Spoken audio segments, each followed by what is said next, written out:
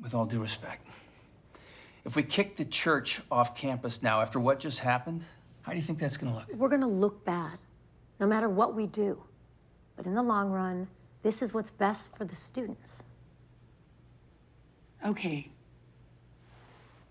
Tom, I think you should be the one to talk to Reverend Dave.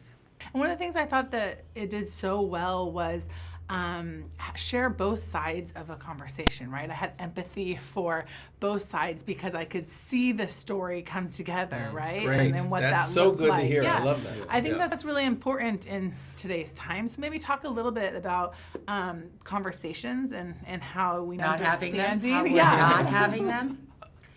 I think that we can only just start, and we have to start by being kind with each other and not pointing fingers, and stop listening to Washington, because we're not getting any real, in my mind, we're not getting the kind of leadership that we all need. I think some people are getting what they need, but I think a lot of people aren't, and I think sort of we have to do it in our own communities and be outspoken with love and compassion and empathy, and because not everybody is the same, and we all are hurting in different ways. Mm-hmm. So let's have some empathy and compassion for each other rather than seeing what we don't identify with each other. And Shane, you've had the opportunity of getting to be involved in all three of the films. Kind of the journey that we've gotten to see as America watching these films, and then as an actor being involved in them. Kind of how have you noticed or seen? Yeah, it's been interesting. I was thinking about that recently because it's like, I never thought when we did the first one, I didn't think it was going to be a trilogy. It's like, I mean, they're all they're all standalone movies. We've been talking about this. You don't need to. You can go see the Gods of Dead, Light and Darkness, really enjoy it. You don't need to have seen the other movies. But I think there is an evolution. There's like a progression of how the conversation's happening, why it's happening. I've been saying the thing about that makes it a God's Not Dead movie is this like. There's this conflict, this big issue that kind of has to be resolved somehow. And the way that we resolve it in this one, I think, is so appropriate to the time.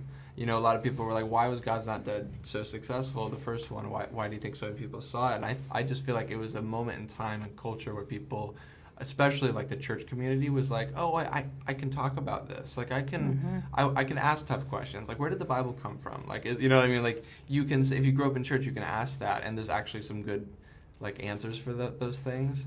And you should be able to talk about your faith, proudly. And like, so it was like a moment for people to be like, it was emboldening. And this, I think, there's a cultural moment that's happening now where no one is listening to what the other people what other people are saying.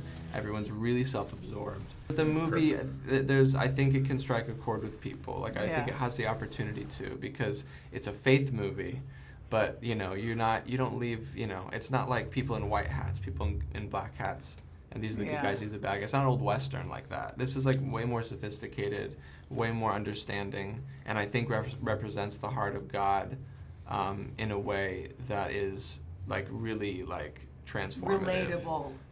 And we see it within your really character on how encouraging. quickly something can escalate Yeah. that you might not even necessarily agree with, but it's part of just what happens, and unless you make a conscious choice to change it. And that your emotions, I think what we've found out through the film from many of us is that your immediate emotions are often so strong, and they take over your instincts, that you often react off of your, and by the way, in my case, in my character's case, we're talking about my family was in danger. Mm-hmm. So that fired me up. What's going to fire me up more than that? And so I was coming to it from a real place, and as was the opposite side.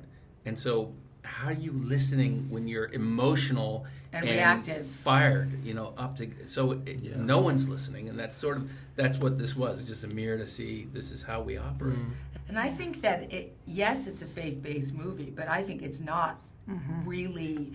I think it's really character-driven, and I think it's story-driven, and I think it can be seen by everyone.